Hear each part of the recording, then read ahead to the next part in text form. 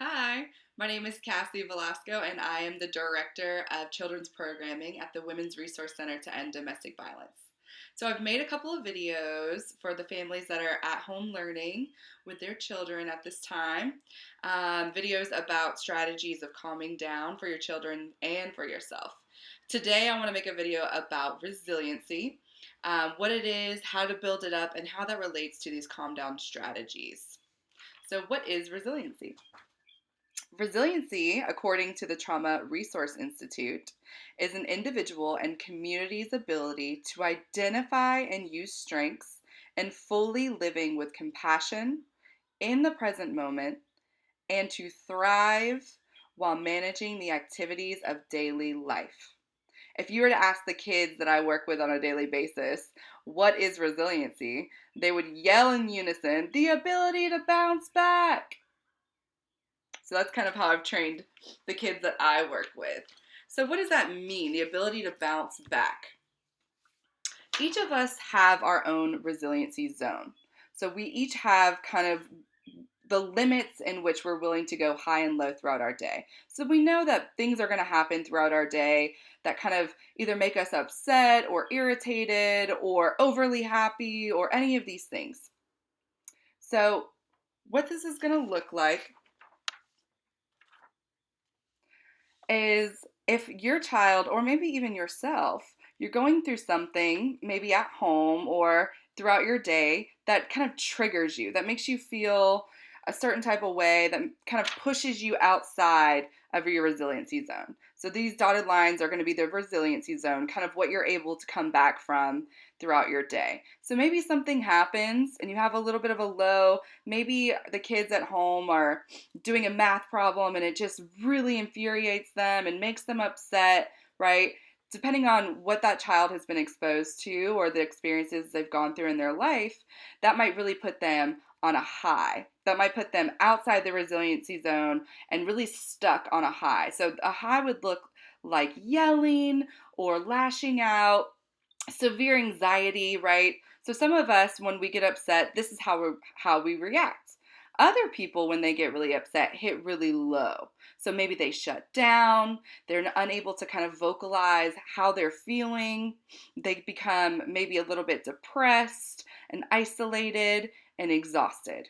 So our goal is really to build our resiliency zone. So some of us, we kind of start here. We have a narrow resiliency zone. But what we want to do in our kids and in ourselves is really widen that zone. So you can see this bottom one is a lot wider. There's a lot more that this person is able to handle in their day to bounce back. So how do we widen these resiliency zones? So the calm down strategies that we have been talking about on these videos are great ways to kind of widen that resiliency zone. So what we know is that when you feel triggered, oftentimes a fight or fight response kind of takes over. So if you're doing a math problem and you just get so frustrated that you shut down and you're unable to kind of function, your brain turns off, what we know is there's about a 25-second gap between that reaction time in your body for your brain to take over. So what I work with our kids is really coming in that 25-second period and creating kind of a muscle memory practice to calming your body down. So giving yourself that moment, understanding and identifying that trigger, and then being able to calm yourself down. So in order to know when you need to calm yourself down, you have to know your body and you have to know your mind. So today I want to concentrate on sensation. So a lot of people do a lot of emotional literacy around emotion words, but I think it's just as important to understand sensation words. So what are you feeling in your body? So oftentimes, especially for younger kids, they can tell you how they feel in their bodies, but they're not as able to say, and that is sadness, right? So maybe you're feeling really anxious and you're able to identify it, but how do you feel when you feel anxious? My hands get sweaty, my chest get a little bit tight, my shoulders maybe come up a little bit, and I get a little bit tense. I start to feel a little bit warm. These are all sensation words, and they're words that give you a cue to identifying, oh, I think a trigger is about to happen. What can I do now to calm myself down? So I think it's really important to work with our kids to understand how our body is feeling and what those sensation words kind of broaden those sensation word vocabulary to understand what these emotions that come up in our mind, how they feel in response to our body. So I made a list of some sensation words.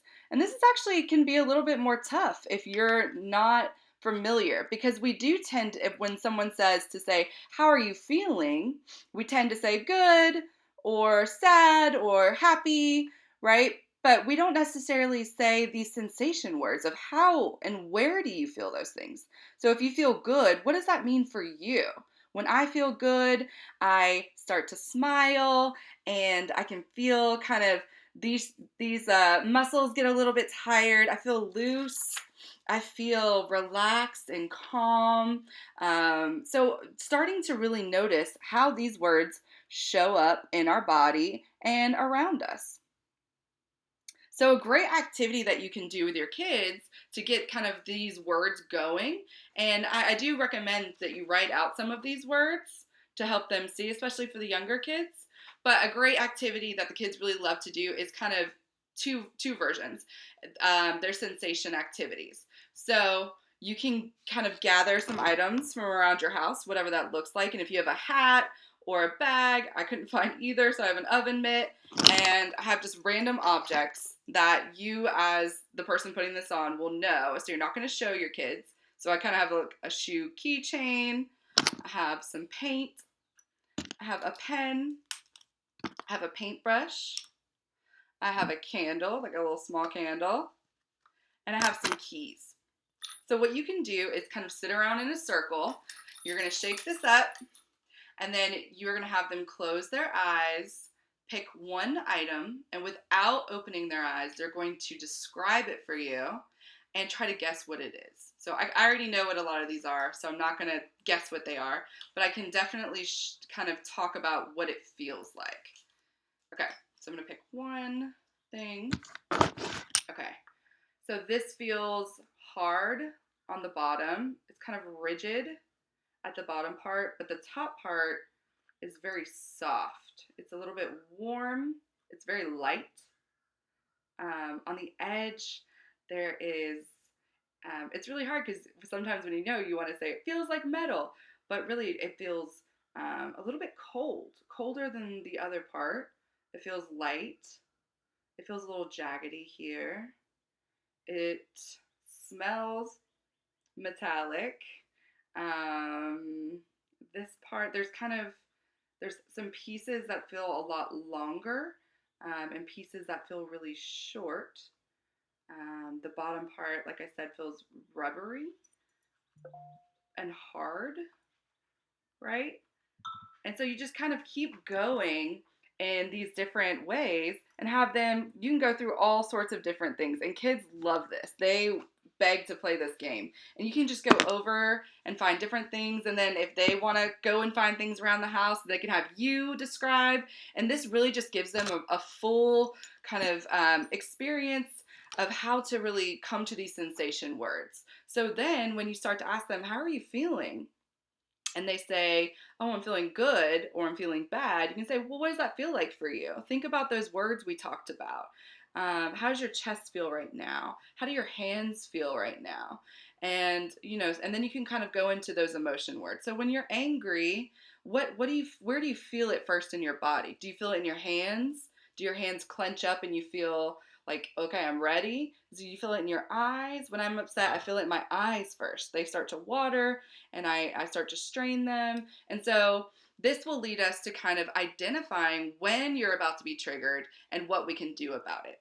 So I'll be making another video about kind of those 25 seconds, how we can begin to build muscle memory around our calm down strategies. What do we refer to?